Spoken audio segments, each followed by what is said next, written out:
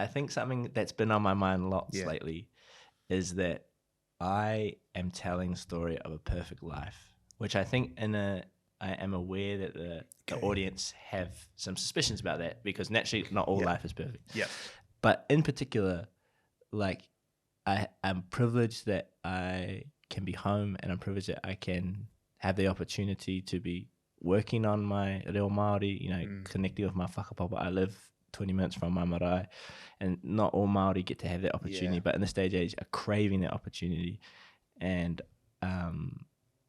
it's very, very hard to do all those things. And so I'm going to figure out how to talk about that more, so that particularly, I think Tu talked about this when he was talking about being aware of his Māori, specifically his Māori followers. Yeah, is that I want to figure out a way to talk about that, so that people Māori living in Australia, living away from their family, like away from the opportunity to connect to their taha Māori, don't feel as bummed out by that, or that it's impossible, or it'll never be for me, or because I have a very specific set of circumstances that have allowed me to do this. And so I'm going to figure that out, how to tell that story in the right way for Māori. It is a hard one, eh? I don't know, like, if you belong to Whāriki, the Māori, there's a Māori business network here in New Zealand. They're owned by, they're run by government, but they put out a thing the other day about how that opportunity to connect with,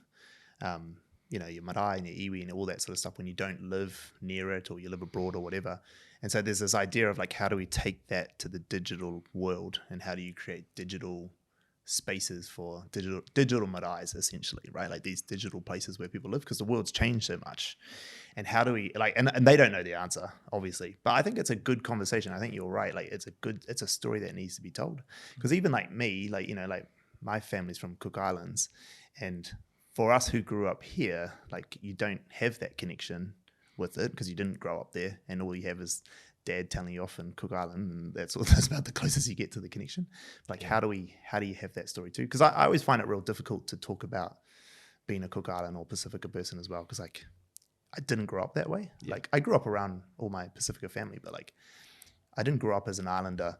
And when I have family who come from that space and then live here, I'm like, oh yeah, I'm really not a Pacific Islander person, am I? Like, but then that's probably the wrong way to look at it too. So it's a difficult conversation. I don't know. I have no clue what the answer is. But I think for me, what I found when I moved back to New Zealand was what I really loved about moving back here is how far the conversations move forward. Because I left in 2008, and back then, like, I know it's still got a long way to go, but even the conversation, even the fact that we're having a conversation about this wouldn't have happened back then. And, like, I love that. And even around Pacifica, like the state of the Pacifica world as well in New Zealand. Obviously, the Māori world has moved a lot further because it's their land, but then the Pacifica people have also started to get their voice off the back of what the Māori people have been able to do for them, which is cool.